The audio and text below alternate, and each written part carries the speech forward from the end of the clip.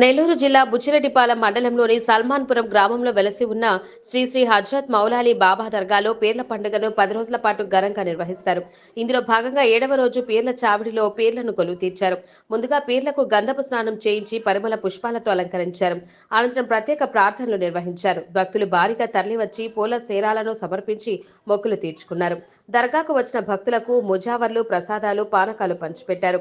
నాసూర్ని సూరా శ్రీనివాసులు రెడ్డి, రఫీ, సిరాజ్ తదితరుల ఆధ్వర్యంలో ఈ కార్యక్రమం జరిగింది.